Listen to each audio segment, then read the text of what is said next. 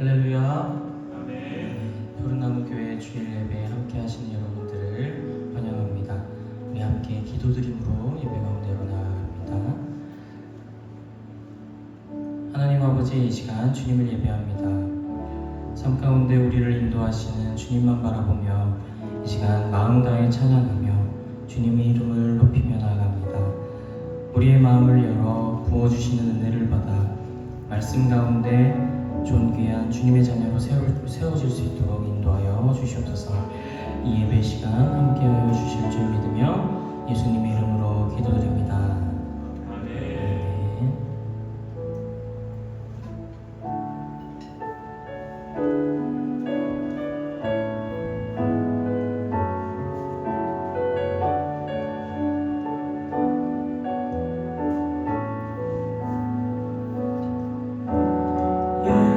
예수 우리 왕이여, 이곳에 오소서. 보좌로 주여 임하사 찬양을 받아 주소서. 주님을 찬양하오니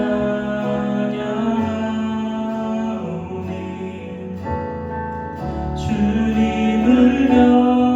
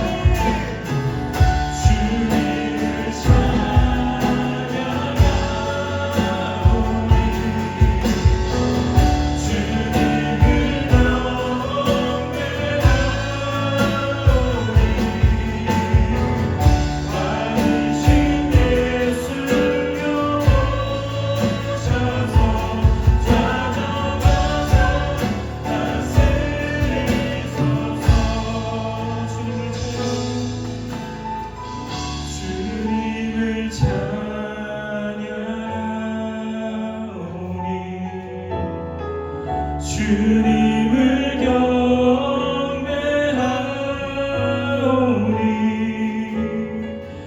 왕이신 예수여 오셔서 좌정한 삶 다스리소서. 함께하신 주님을 찬양합니다.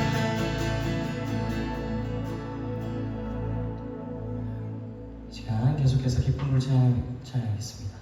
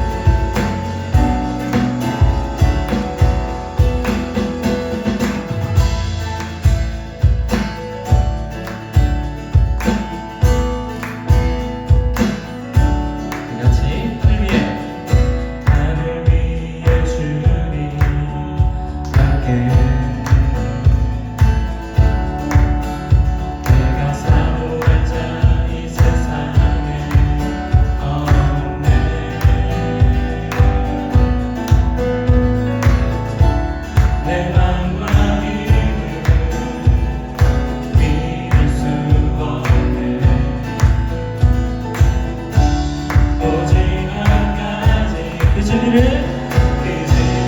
믿네.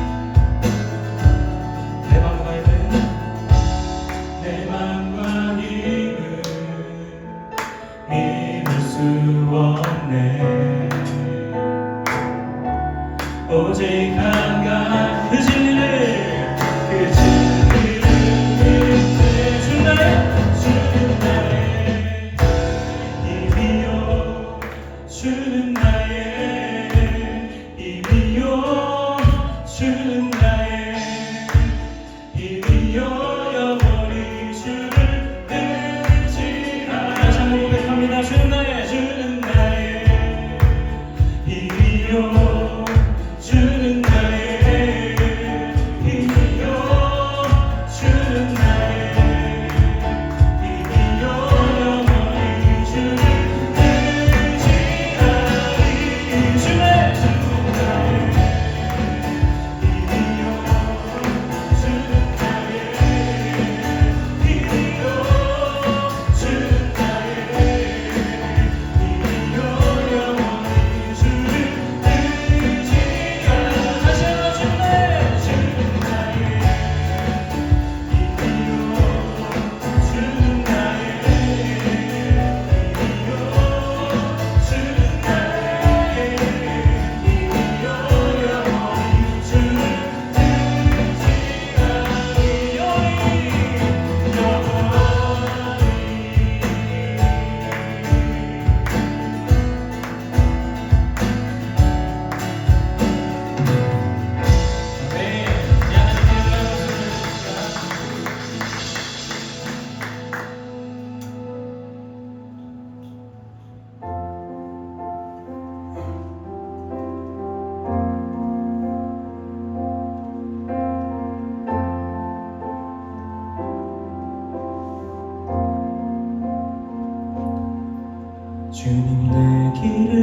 잘 아시고 내 걸음하시네.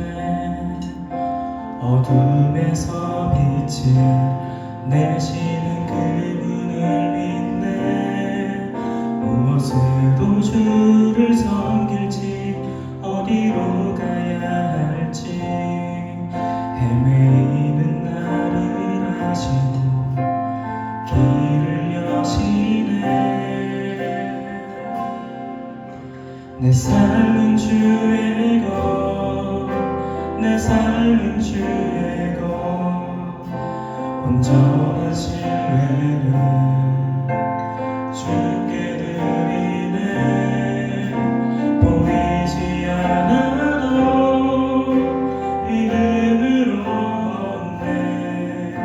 주 영광 바라보며 주만 따르네.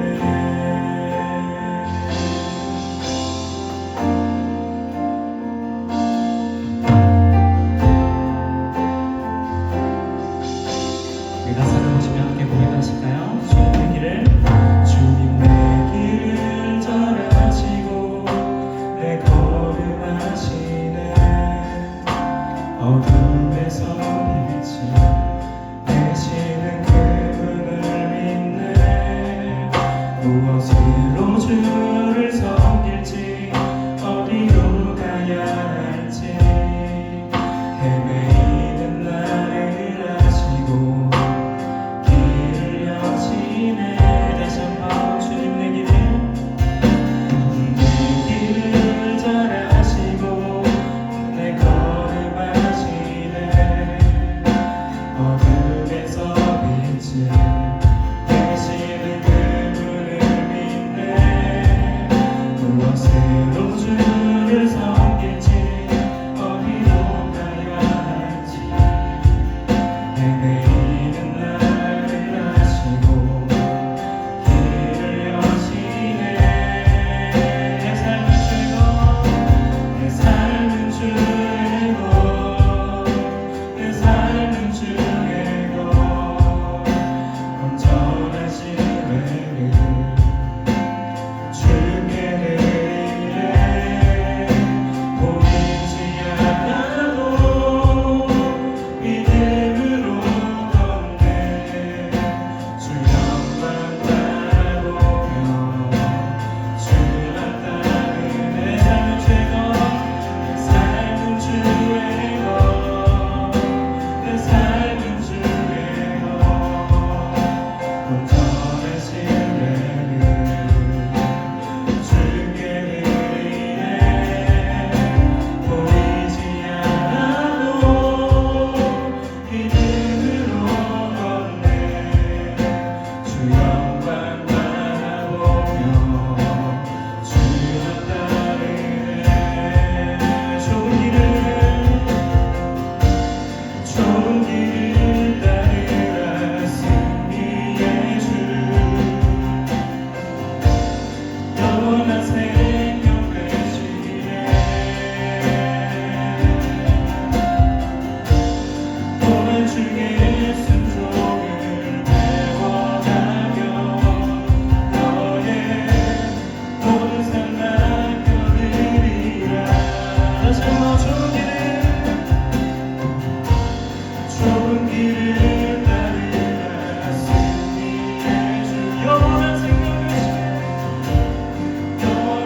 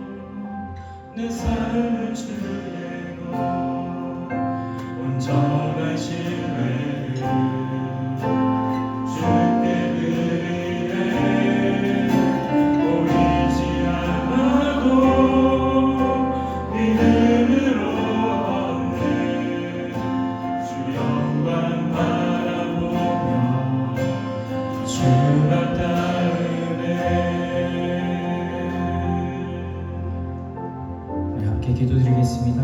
하나님, 나의 삶을 오직 주님의 영광을 위해 살아가기를 소망합니다.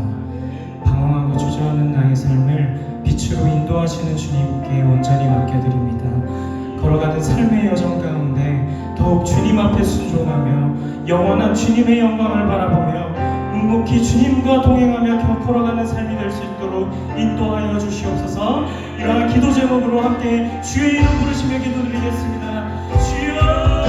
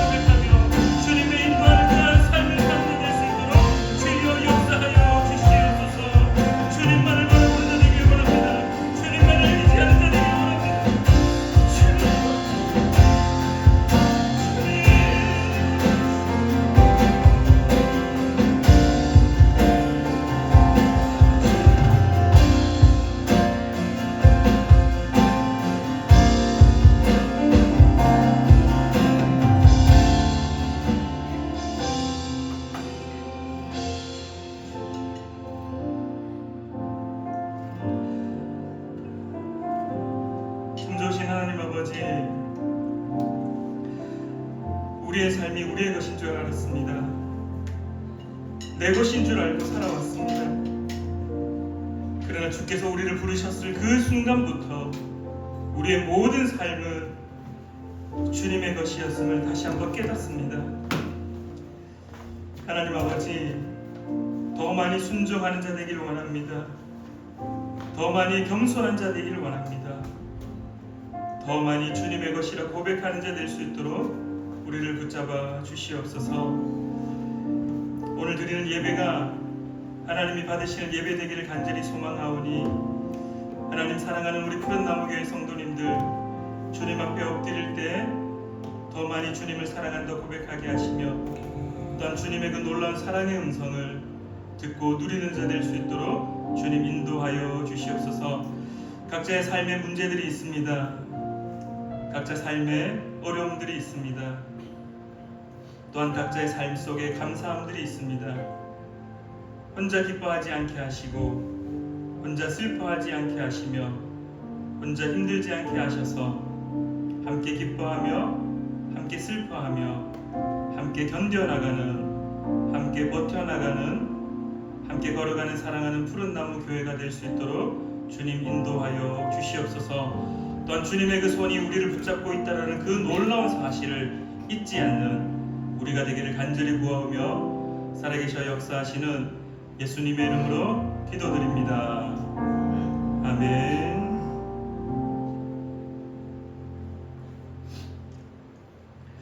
우리 성시교독 63번 시편 145편입니다. 성시교독 63번 시편 145편입니다. 왕이신 나의 하나님이여, 내가 주를 높이고 영원히 주의 이름을 송축하리이다. 내가 날마다 주를 송축하며 영원히 주의 이름을 송축하리이다. 여호와는 위대하시니 크게 찬양할 것이라. 그의 위대하심을 측량하지 못하리로다. 대대로 주께서 행하신 일을 크게 찬양하며 주의 능한 일을 선포하리로다. 주의 존귀하고 영광스러운 위엄과 주의 기이한 일들을 나는 작은 소리로 읊조리리이다. 사람들은 주의 두려운 일에 권능을 말할 것이요 나도 주의 위대하심을 선포하리이다. 그들이 주의 크신 은혜를 기념하여 말하며 주의 의를 노래하리이다. 여호와는 은혜로우시며 긍휼이 많으시며 노하기를 더디하시며 인자하심이 크시도다. 여호와께서는 모든 것을 선대하시며 그 지으신 모든 것에 긍휼을 베푸시는도다. 여호와여, 주께서 지으신 모든 것들이 주께 감사하며 주의 성도들이 주를 송축하리이다. 아멘. 우리 시간에 사도신경으로 우리의 신앙을 고백하겠습니다. 우리 화면을 보시며 함께 읽으시며 우리의 신앙을 주님께 고백하겠습니다. 나는 전능하신 아버지 하나님, 천지의 창조주를 믿습니다. 나는 그의 유일하신 아들 우리 주 예수 그리스도를 믿습니다. 그는 성령으로 잉태되어 동정녀 마리아에게서 나시고 본디오 빌라도에게 고난을 받아 십자가에 못 박혀 죽으시고 장사된 지 사흘 만에 죽은 자 가운데서 다시 살아나셨으며 하늘에 오르시어 전능하신 아버지 하나님 우편에 앉아 계시다가 거기로부터 살아있는 자와 죽은 자를 심판하러 오십니다. 나는 성령을 믿으며 거룩한 공교회와 성도의 교제와 죄를 용서받는 것과 몸의 부활과 영생을 믿습니다. 아멘. 우리 찬송가 455장 우리 함께 찬양하겠습니다. 찬송가 455장입니다.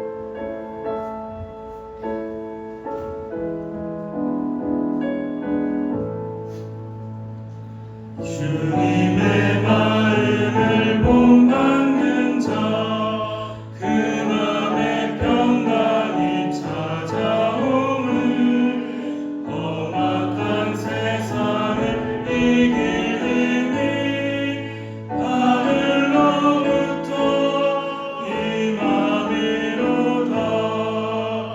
주님의 마음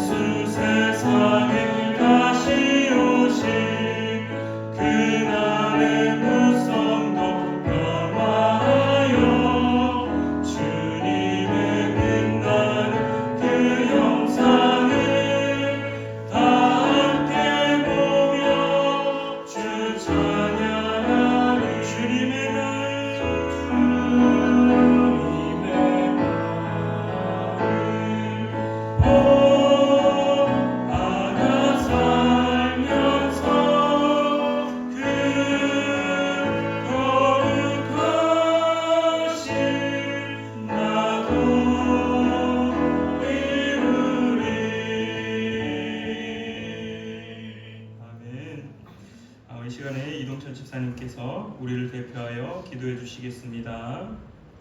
기도드리겠습니다. 살아 역사하시고 영광과 종의를 받게 합당하신 하나님 아버지, 오늘도 하나님이 귀 있으시는 성령을 불러주시고 또 예배드리게 하심을 감사드립니다. 저희들은 죄 많은 인간들입니다. 하나님의 선하심과 자비하심의 모든 것을 맡길 수밖에 없는 죄인들입니다. 욕망과 욕구를 만족시키는 것에 벗어나 하나님의 얼굴을 구하는 저희들 되게 하옵소서. 세상 사는 동안 받는 유혹과 고통은 우리가 감당하기에 너무나 힘듭니다. 하나님, 주님께서는 무겁고 힘든 자들 다 내게 오라 하셨습니다. 주님만이 저희를 지키는 산성이요 피난처임을 많은 고통을 겪고 나서야 깨닫는 저희들입니다. 길이요 진리요 생명이신 주님과 동행하는 삶만이 세상에서 찾을 수 있는 유일한 피난처임을 믿습니다. 그러나 우리는 믿음이 부족하여 늘 세상의 유혹에 져서 고통으로 괴로워하는 저희들입니다. 늘 생각으로 십자가로 세상을 맞서려 하지만 자신도 모르게 습관적으로 자기 생각과 욕구에 허무하게 쓰러져서 탄식하는 저희들입니다. 시편 42편 1절에 하나님이여 사슴이 시냇물 찾기에 갈급한 같이 내 영혼이 주를 찾기에 갈급하나이다.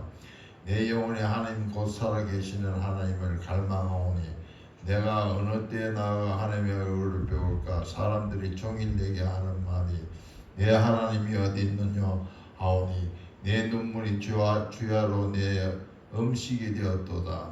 이 말씀과 같이 저희들은 하나님을 찾기에 갈망하고 갈급합니다. 믿음이 부족하여 늘 가슴을 치고 통탄한 저희들입니다. 저희들에게 이 갈급함을 보시고 은혜를 주셔서 믿음이 굳건히 서는 저희들 되도록 주여 도와주시옵소서. 또 5절에 내 영혼이 내가 어찌하여 낙심하며 어찌하여 내 속에 불안하여 하는가.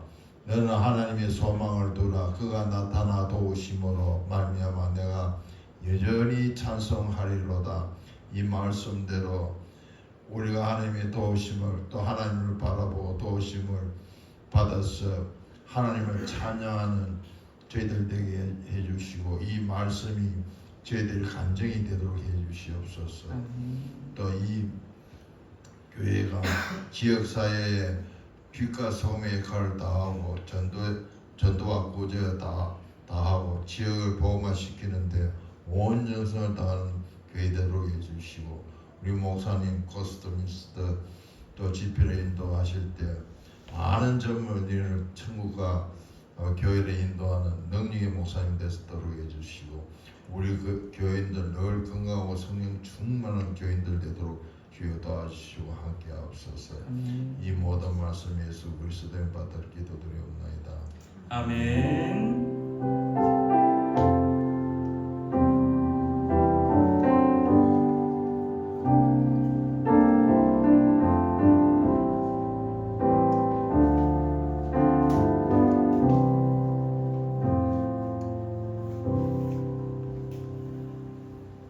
네, 오늘 우리에게 주신 하나님의 말씀은 누가복음 14장입니다. 죄송합니다. 15장 1절부터 7절까지 누가복음 15장 1절부터 7절까지입니다.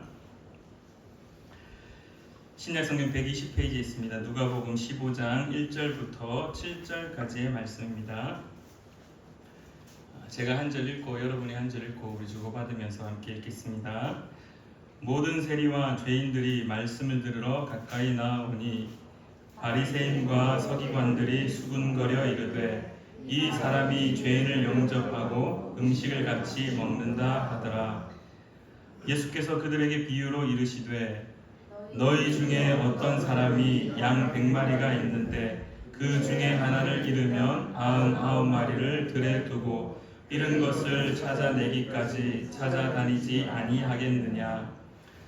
또 찾아낸즉 즐거워 어깨에 메고 집에 와서 그 벗과 이웃을 불러 모으고 말하되 나와 함께 즐기자. 나의 잃은 양을 찾아내었노라 하리라. 7절 같이 읽겠습니다. 내가 너희에게 이르노니 이와 같이 죄인 한 사람이 회개하며 하늘에서는 회개할 것 없는 의인 99으로 말미암아 기뻐하는 것보다 더하리라. 아멘. 네, 오늘 본문 말씀을 새한글 성경으로 제가 다시 한번 읽어드리도록 하겠습니다. 세금업자들과 죄인들이 모두 예수님께 가까이 오고 있었다. 예수님 말씀을 들으려는 것이었다.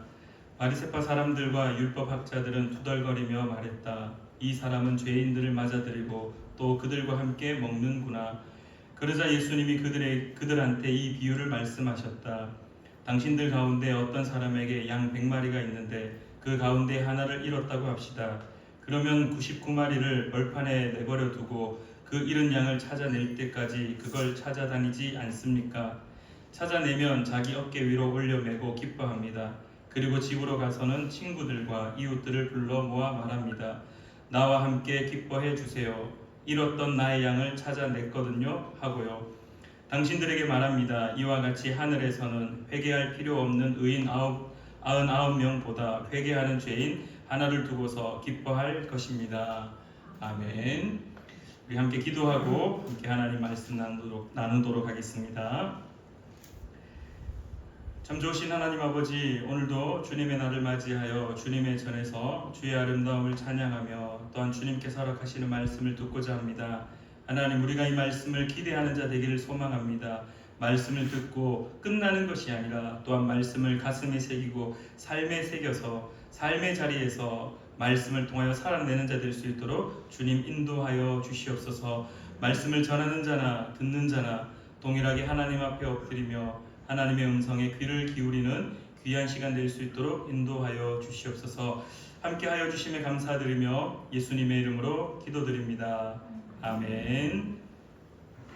우리 좌우에 계신 분에게 인사 한번 함께 하실까요? 하나님께서 당신의 삶 가운데 함께 하십니다. 하나님께서 당신의 삶 가운데 함께 하십니다. 네. 한 주 한 주간 시간이 얼마나 빨리 가는지 잘 모르겠습니다. 정말 시간이 빨리 지나가는 것 같습니다. 여름의 그 더위가 정말 더워서 죽겠다라고 하던 때가 엊그제 같은데 이제는 밤에는 창문을 닫고 이렇게 자야 되는 그러한 시절, 그러한 계절이 온 것 같습니다. 일교차가 또 점점 심해지고 있으니까 사랑하는 우리 푸른나무교회 성도님들 건강 유의하셔서 늘 주님 앞에 온전한 모습으로 예배드리는 저와 여러분 되기를 바랍니다. 우리 오늘 본문 말씀을 함께 읽으시며 또 함께 바라보셨을 때 어떠한 마음이 들었는지 참 궁금합니다. 어제 본문 말씀을 계속 묵상하면서 말씀을 마무리 지으면서 저에게 있어 사실 사랑하는 우리 푸른나무교회 성도님들한테 말씀을 선포하는 것도 있지만 저에게 선포하는 말씀이기도 합니다. 그래서 말씀을 준비하면서 그렇구나, 하나님이 나에게 이야기하고 싶어서 이렇게 깨닫게 하셨구나, 그리고 이 깨달은 말씀들을 또 함께 나누게 하시는구나 라는 그러한 생각이 들어서 함께 말씀을 좀 고민해보고 나누고자 하는데요. 오늘 본문 말씀의 시작은 이렇게 이야기합니다. 모든 세리와 죄인들이 말씀을 들으러 가까이 나온다라고 성경은 말하고 있습니다. 그러면서 두 번째 2절 말씀에 이렇게 이야기합니다. 바리새인과 서기관들이 수군거려 이르되 이 사람이 죄인을 영접하고 음식을 같이 먹는다 하더라. 여기에서부터 우리의 마음은 이미 불편함이 있어야 됩니다. 여러분들, 바리새인은 어떤 사람들입니까? 바리새인은 하나님의 말씀을 철저하게 배우는 사람입니다. 철저하게 배웠고 어렸을 때부터 두 번째 가라면은 서러울 정도로 하나님의 말씀을 가까이 하는 사람입니다. 철저히 하나님의 말씀을 가르치고 배우고 습득하여서 몸에 익숙된 사람입니다. 그래서 바울 사도가 자신을 표현할 때 그렇게 이야기하죠. 바리새인 중에 바리새인이라고. 그만큼 철저하게 율법으로 있어서 어떻게 보면은 완벽할 정도로 몸에 익숙되어 있는 사람입니다. 그 다음에 두 번째 등장하는 인물은 서기관입니다. 이 서기관은 필사했던 사람들이기도 하고요. 또 다른 말로 하면 오늘 새한글 성경에는 율법학자라고 이야기하고 있습니다. 그러니까 율법에 있어서는 정말 어디에 토라에 몇 장 몇 절에 뭐가 있냐고 말하면 바로 튀어날 정도로 그렇게 철저하게 훈련받은 사람이고 그걸 기록하는 사람이고 그걸 다음 세대에게 전하는 사람들이었습니다. 그런데 오늘 성경에서는 이 바리새인과 서기관들이 이렇게 이야기합니다. 수근거려 이르되라고 이야기합니다. 우리의 머릿속에, 우리의 이미지 속에 이미 바리새인들과 사두개인들, 이미 이 율법학자 서기관들은 어떤 이미지로 자리 잡고 있냐면은 이미 우리의 머릿속에, 이미지 속에 부정적 시각이, 부정적 이미지가 확 들어와 있습니다. 이미 우리는 신앙의 생활을 통하여서, 말씀을 통해서 바리새인들과 이 서기관들, 이 사두개인들은 신앙적으로, 행위적으로는 타고날지 몰라도 우리의 머릿속에, 우리의 이미지 속에 이미 부정적인 이미지가 가득한 사람입니다. 아니나 다를까 오늘 성경에서 이 바리새인들과 서기관들이 수군거리기를 시작합니다. 이르되 이 사람이 죄인을 용접하고 음식을 같이 먹는다 하더라. 예수님을 향하여서 바리새인들과 서기관들이 수군거리기 시작했습니다. 이 사람이, 예수님이, 저 청년이 죄인들과 세리들과 함께 음식을 먹는다. 근데 단순히 음식만을 먹는 것이 아니라 더 나아가서 영접하였다라고 성경 말합니다. 영접이라는 말은 히브리어로, 헬라어로 다시 좀 더 우리에게 쉽게 번역을 하면은 환대한다라는 겁니다. 환대. 아주 기쁘게 받아들였다라는 겁니다. 다시 한번 우리가 이 상황을 한번 이야기를 해보면요, 예수님이 말씀을 전합니다. 근데 세리들과 죄인들이 막 예수님 곁으로 옵니다. 근데 예수님이 그들을 내쫓는 것이 아니라 오히려 그들을 환대하여 그들을 막 받아들입니다. 그러면서 말씀을 하시면서, 가르치시면서 그들을 향하여 축복하십니다. 너희에게 하나님의 은혜가 있을지어다라고 축복하시면서 그들에게 말씀을 전하고 있었습니다. 음식을 막 나누고 있습니다. 근데 여러분들 잘 한번 생각해 보십시오. 세리들과 죄인들은요, 당시에 부정의 대명사들이었습니다. 왜 바리새인들과 율법학자 서기관들이 그들을 향하여 수군거렸냐 하면은 바리새인들과 서기관들에게 있어서 가장 경멸의 대상이었고 가장 멸시의 대상이 누구였냐 하면은 바로 세리들과 죄인들입니다. 여기에서의 죄인은요, 우리가 알고 있는 도덕적 규칙과 규범을 범한 그러한 잘못을 저지른, 어떻게 보면은 이 전과가 있는 사람이라고 언급할 수 있겠지만은, 그러나 유대인들에게 있어서 죄인은요, 율법을 지키지 않는 자들입니다. 도덕적 규범이, 물론 율법 자체가 그들에게 삶의 도덕적 규범과 동일선상이 있었지만은 어쨌든 그 기준은 죄인의 기준은 하나님의 말씀을 거역한 자, 하나님의 말씀을 거부한 자, 하나님의 말씀을 따르지 않는 자. 동시에 세리 역시 동일선상에 있는 사람이었습니다. 왜냐하면은 유대인들의 것을 착취하여서 로마에 갖다 바칩니다. 여러분들도 잘 알고 있듯이 로마에게 바치는 것은 일정량 딱 정해져 있습니다. 정해져 있습니다. 그것만 갖다 바치면 됩니다. 근데 이 세리들은 그것 몇 배로 착취하여서 자신의 재산을 불려갔습니다. 그래서 예전에 우리 민족의 역사에 따르면은 친일파했던 사람들, 우리의 민족의 것을 다 착취하여 일본에 갖다 바쳤던 그러한 모습들, 일본에 갖다 바치면서 또한 자신의 재산을 불을 축적했던 모습들, 이 세리가 바로 그러한 집단이었기 때문에 이 세리의 그 삶의 모습은 언제나 그러니까 자신을 지킬 수 있는 용병들이 주변에 늘 함께 하였습니다. 왜냐하면은 유대인들에게 언제나 칼을 맞을 수 있는 위험선상에 있었던 사람입니다. 당시에 시카리라라고 이 가슴에 칼을 품고 다니는, 어떻게 보면 암살자 같은 사람들이 늘 존재했습니다. 그래서 그들이 이 반유대적인 행위를 하는 사람들, 친로마 행위를 하는 엄청난 이 권력을 가진 사람들을 뒤에 가서 암살하는 사람들이 시카리였습니다. 그 암살의 대상 중에 한 사람이 누구였냐면 바로 세리들이었습니다.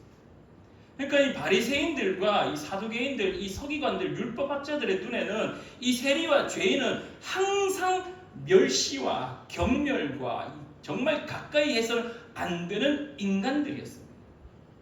그리고 또 한 가지 더 우리가 떠올릴 수 있는 것은요, 율법적으로 그들은 부정한 자들입니다. 부정한 자. 오늘 우리에게 이 바리새인과 서기관들이 왜 예수님 앞에 수근거렸냐라고 질문한다라면, 그들과 함께 음식을 먹는 것, 그들과 함께 식사의 자리를 가진다는 것, 그들과 함께 교제를 한다라는 것은 바리새인 입장에서 율법이 온몸에 딱 착용이 된 사람 입장에서는요, 부정한 자하고 함께 식사를 할 수 없는 자들입니다. 그래서 이 바리새인이라는 말은 우리말로 번역하면 분리된 자입니다. 분리된 자. 하나님의 말씀을 듣지 않는 자, 하나님의 말씀을 거부한 자, 하나님의 말씀에 따라 살아가지 않는 자들과 우리는 분리되어 있다라고 그들의 공동체 가운데 협약하였고, 그들의 공동체의 선포였고, 그들의 공동체의 어떻게 보면 슬로건이었습니다. 그래서 늘 그들의 입장에서는 세리들과 이 죄인들은요, 함께 할 수 없는 자들이었습니다. 그들은 멸시의 대상이었고, 그들은 이 손가락질의 대상이었고, 함께 할 수 없는 사람이었는데, 오늘 본문 말씀에 예수님은 그들과 함께 그들을 심지어 영접하였고 환대하여 맞아들여서 축복하며 음식을 같이 먹고 있었다라고 이야기합니다. 자, 이런 상황을 머릿속에 염두에 두고 오늘 예수님의 비유를 함께 살펴보겠습니다. 예수님이 이렇게 이야기합니다. 예수께서 그들에게 이 비유를 이르시되, 우리가 잘 알고 있는 잃어버린 한 마리 양에 대한 비유가 등장합니다. 100마리 양이 있었는데 그 중에 한 마리가 언제였는지는 모르겠지만, 어떤 상황이었는지는 잘 모르겠지만 그 공동체 무리에서 쫓겨났는지 아니면은 정말 길을 잃었는지 어떤 상황인지는 잘 모르겠지만 어쨌든 그 무리에 포함되지 못한 채로 홀로 방황을 하게 되었습니다. 결국 그 양의 주인은 어떻게 했냐면은 온 사방을 찾아 나섭니다. 우리가 잘 기억하고 있는 달력의 성화를 아마 떠올릴 수 있을 겁니다. 그 지팡이를 짚고 있는 예수 그리스도께서 그 양을 찾기 위해 절벽을 막 타는 그러한 달력의 성화들, 그러한 것처럼 엄청난 수고와 엄청난 노력, 엄청난 시간을 투여하여서 결국 그 양 한 마리를, 잃어버린 양을 찾게 됩니다. 그리고 돌아올 때 오늘 본문 말씀에 이렇게 표현하고 있습니다. 5절 말씀에 또 찾아낸 즉 즐거워 어깨에 메고 왔다라고 성경은 말합니다. 그리고 난 다음에 집에 와서 그 벗과 이웃을 불러 모으고 말하되 나와 함께 즐기자. 나의 잃은 양을 찾아내었노라 하리라. 내가 너희에게 이르노니 이와 같이 죄인 한 사람이 회개하면 하늘에서는 회개할 것 없는 의인 99으로 말미암아 기뻐하는 것보다 더하리라. 왜 예수님이 이런 비유를 이 바리새인들과 서기관 앞에서 하셨을까? 여러분들 잘 한번 생각해 보시길 바랍니다. 바리새인들과 이 율법학자들, 서기관들이 원래 해야 되는 것이 무엇이었을 것 같습니까? 원래 뭐 해야 되는 사람입니까? 원래 무엇을 해야 되는 사람이냐 하면은 율법이 몸에 장착되어 있으면 그 율법을 어떻게 해야 되는 사람입니까? 몸으로 살아내야 되는 사람입니다. 율법 가운데 가장 무게가 있는 율법이 어디냐면 신명기서의 말씀입니다. 신명기의 말씀에 어떻게 되어 있습니까? 가난한 자들, 고아들, 과부들, 그들 사회적 약자를 배려하고 그들을 품는 것이 그들의 삶의 가장 근본이라고, 근원이라고 모세가 그 이스라엘 백성들에게 설교하고 메시지를 선포하였습니다. 그럼에도 불구하고 바리새인들은 그 율법 아는 것에 매달렸고, 그 율법에 지키지 않는 것을 정죄하는 것에 매달렸고, 그 기준의 삶을 살지 못하는 자들을 따가운 시선으로 바라보는 것에 얽매여 버렸기 때문에 실질적으로 그들을 품어야 되는 일들에 대해서는 놓치고 있었다라는 겁니다. 예수님은 지금 바리새인들과 서기관들을 긁어버렸습니다. 그 마음을 긁어버렸습니다. 너희들이 지금 해야 될 일을 하지 않고, 너희들이 지금 알고 있는 그 율법 가운데 얼마나 죄인들을 품어야 되는 것이 하나님의 마음이 어떤 마음이냐. 사람들이 그렇게 배신하고 그렇게 하나님이 없는 것처럼 행동하고, 모세가 출애굽했던 그 40년 동안 너희들이 바라봤던 그 하나님이 어떤 하나님이냐. 죄를 짓고 죄를 또 지어도 하나님 앞에 돌아올 때 하나님이 그들을 용서하시고 그들을 품으시고 그들 가운데 하나님의 은혜를 허락하셨던 그 놀라운 역사들을 너희들은 알지 못하느냐. 알고 있음에도 불구하고 이 죄인들을 왜 그렇게 멸시하고 못 쫓아내어서 안달이고 그들을 죽이지 못하여서 안달나 있느냐라고 오늘 주님께서 그 바리새인과 사두개인들, 서기관들을 긁어버리고 있다는 거예요. 근데 여러분들 오늘 이 본문 말씀에 그 당시의 상황 속에서도 당연히 주님께서 그렇게 그렇게 바리새인들과 서기관들을 혼을 내시며 또한 세리와 죄인들이 자신의 곁에 온 것을 정당화해 주고 계시는 모습을 발견할 수 있지만요, 여러분들 이 본문 말씀이 누구에게 전해졌는가라는 것이 또한 우리에게 더 큰 은혜를 허락하고 있습니다. 오늘 본문 말씀인 이 누가복음, 이 전체 누가복음서는요, 심지어 이 누가복음에는 이 말씀을 듣는 대상이 명확하게 드러납니다.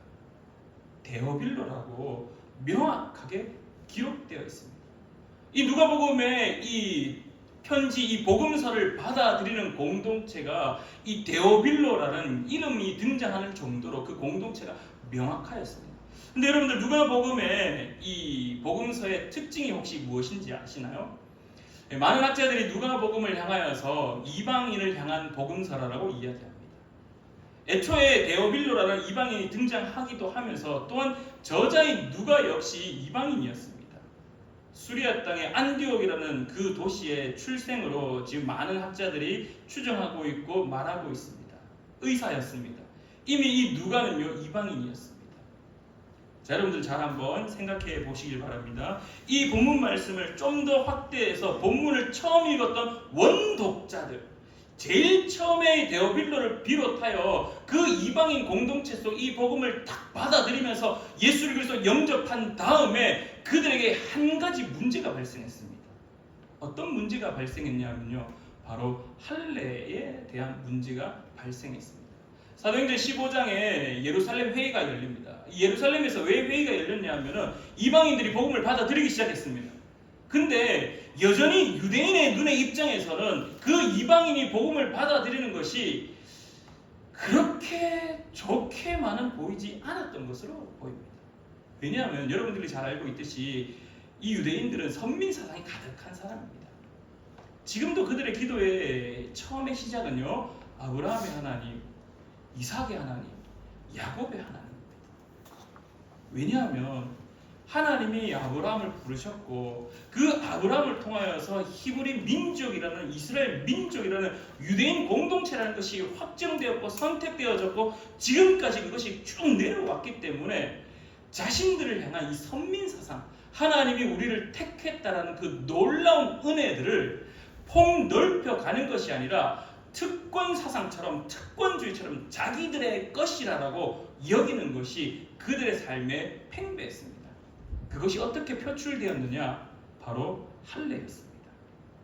그래서 할례 받은 자가 구원의 표징으로, 할례 받은 자가 구원받은 자라는 것으로 인식되어져 있었습니다.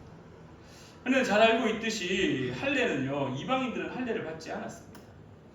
할례를 받지 않았습니다. 난지 8일 만에 하던 그 할례 행위를 이미 이방인들은 아무도 하지 않았고 이미 장성한 어른이 되었고 이미 그것과 상관없는 삶을 살았던 사람입니다.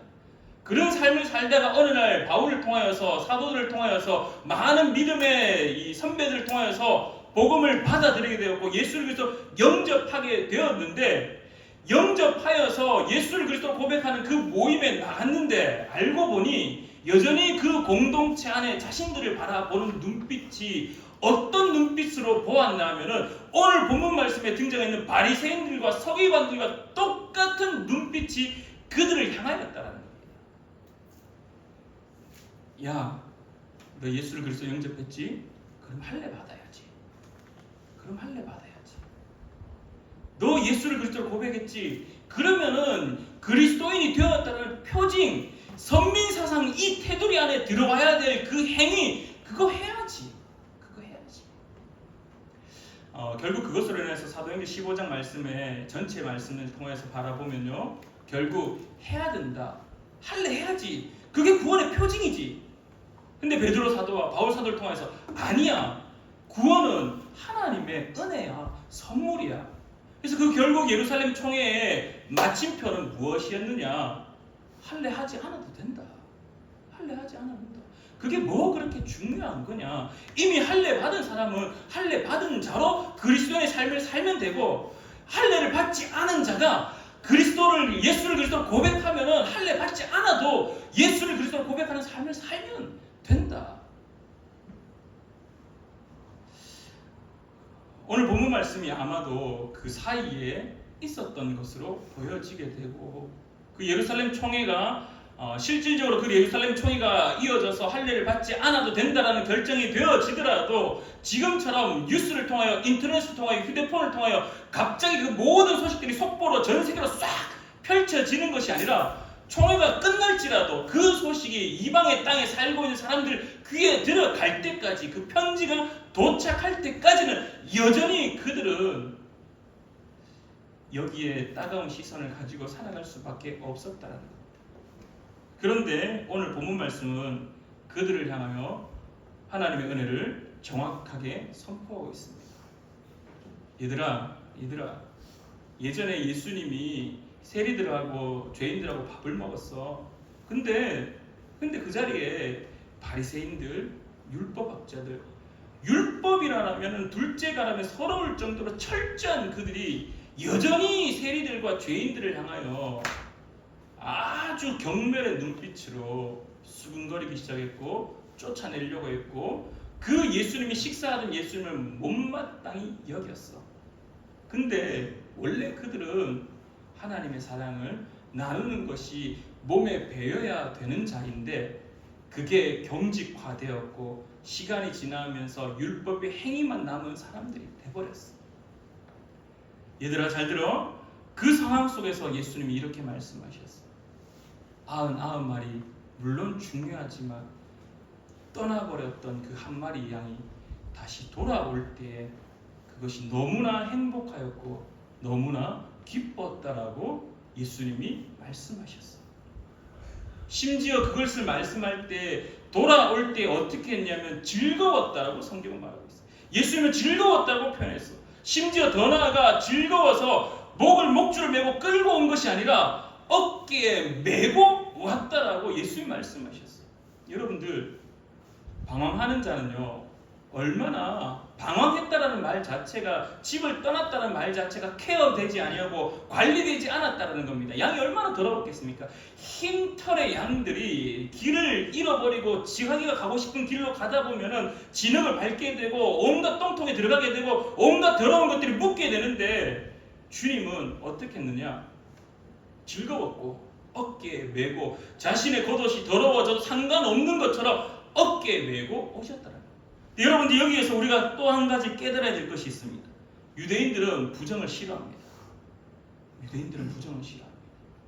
정결을 추구하는 집단입니다. 내가 거룩하니 너희도 거룩하라는 그 하나님의 음성에 따라 늘 정결 예식을 행하던 사람입니다. 병든 자를 손에 만지지 않습니다. 왜? 병든 자의 그 부정함이 나에게 전가되기 때문에. 시체를 절대로 만지지 않습니다. 장례식 할 때 정말 철저하게 해야 됩니다. 격리된 삶을 삽니다. 부정하게 되면. 오늘 예수님께서 이렇게 이야기합니다. 그 방황하던 자를 찾아내었을 때 즐거워 어깨에 메었다라고 이야기합니다. 바리새인들과 서기관의 귀에는 이것 또한 불편한 겁니다. 왜 씻기지 않았습니까? 그래 세인들, 그래 죄인들 품으셨습니까? 오케이, 알겠습니다. 그러면은 그 죄인의 죄를 사하셔야죠. 그 세리의 잘못됨을 정결케 하셔야죠. 그 정결 예식이 왜 빠졌습니까? 유대인의 눈에는, 서기관과 바리새인의 눈에는 그것밖에 보이지 않았다. 그러나 예수님의 시각에는, 예수님의 시선에는 집 나갔던 자가, 길을 잃어버렸던 자가, 방황하던 자가 그냥 주님의 집으로 돌아오는 그 자체가 기쁨이었고 은혜였고 감격이었고 감동이었다는 거예요. 아마도 이 본문 말씀을 읽었던 원독자들은 그 1세기 초기에 누가의 공동체는 큰 위로를 받았을 겁니다. 할례를 해야 될 것인가 말아야 될 것인가에 대한 고민들, 내가 예수를 그리스도로 고백했는데 여전히 나의 삶은 죄인과 같이 여전히 헬라의 문화 속에 어쩔 수 없이 그 문화 속에 살아가야 되니까 흔들리고 무너지는 모습들이 늘 일상처럼 생기는데, 여전히 유대인들은 그러한 모습을 가지고 우리들을 경멸의 눈빛으로 바라보는데, 오히려 예수님께서는 그들을 품으셨다라는 그 말씀이 그 원독자에게는 어마어마한 위로의 말씀이 되었을 겁니다. 오늘 본문 말씀이 오늘 우리에게도 동일하게 위로의 말씀을 전하고 있습니다.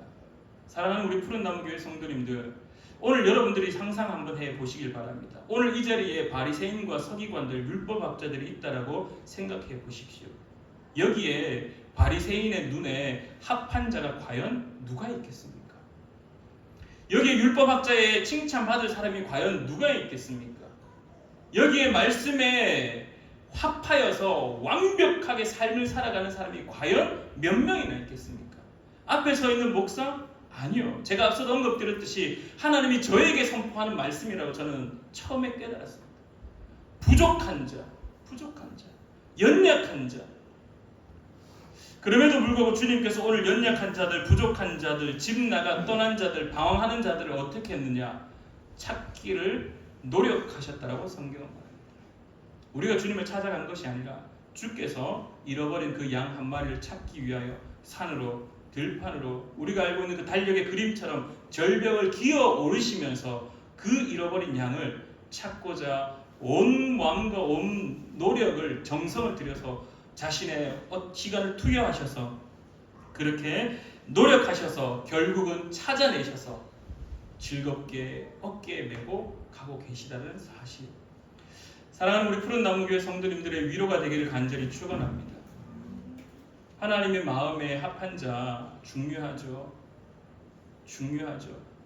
그러나 우리의 일생을 돌아보면은 사실 쉽지 않습니다. 그래서 때로는 우리가 바리새인의 시선과 이 사두개인들, 서기관들, 율법학자들의 시선을 가지고 우리의 서로를 바라볼 때가 있습니다. 넌 왜 그렇게 하지 않니? 넌 왜 그것밖에 못 사니?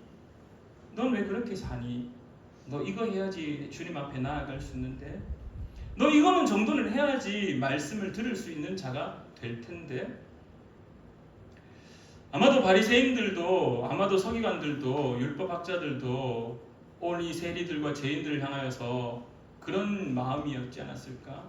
너희들은 말씀에 합한 자가 아니지 않느냐? 이렇게 해야지 주님 앞에 나아가서 말씀 들을 수 있을 텐데 왜 하지 않느냐? 왜 예수님은 저들을 저렇게 품으셨을까? 왜 예수님은 저들을 환대했을까?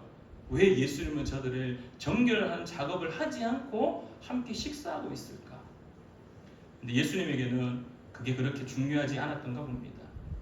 예수님에게는 오늘 우리의 무너진 일상들이 그렇게 중요하지 않았는가 봅니다.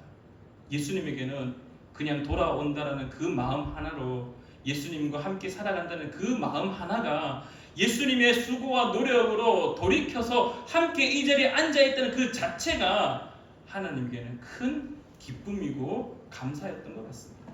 사랑하는 우리 푸른 나무 교회 성도님들도 간절히 기도하시며 기억하시길 바랍니다. 7절 말씀에 이렇게 고백합니다. 내가 너희에게 이르노니 이와 같이 죄인 한 사람이 회개하면 하늘에서는 회개할 것 없는 의인 99으로 말미암아 기뻐하는 것보다 더 하리라. 아멘. 오늘 우리의 삶이 부족하시죠? 저도 부족합니다. 연약합니다. 그럼에도 불구하고 연약함을 지적하시는 주님이 아니시라 연약함을 품에 품으셔서 자기 어깨에 짊어지고 그 주님의 나라에 함께 걸어가는 주님이라는 사실을 기억하시는 저와 여러분 되기를 간절히 기도합니다. 함께 기도하겠습니다. 참 좋으신 하나님 아버지, 은혜를 진실로 감사드립니다.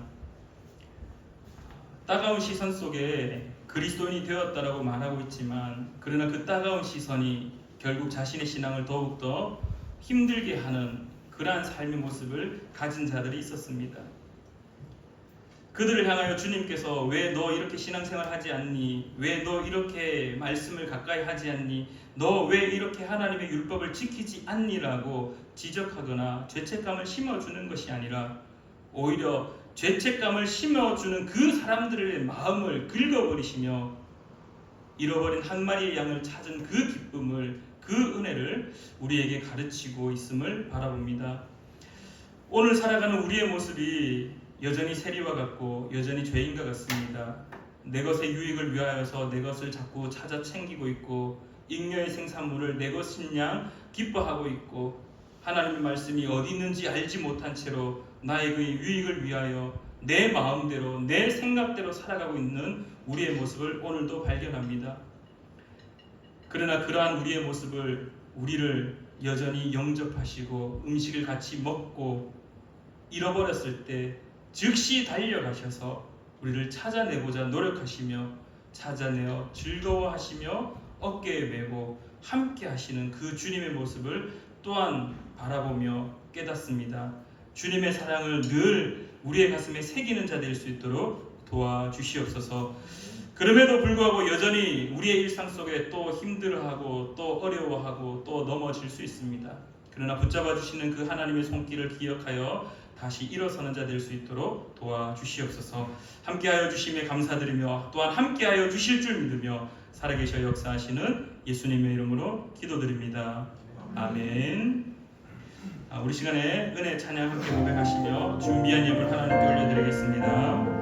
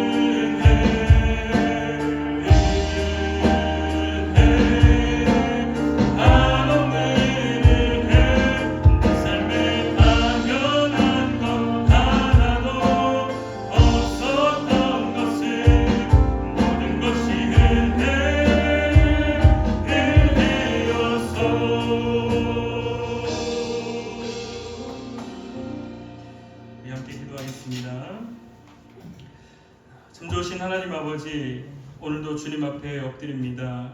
부족한 우리지만은 주님 앞에 나오는 이 모습들이 하나님 보시기에 여전히 아름답고 하나님 보시기에 여전히 즐거워 하나님이 우리를 직접 어깨에 메고 그 주님의 나라에서 살아가고 있음을 오늘도 깨닫습니다.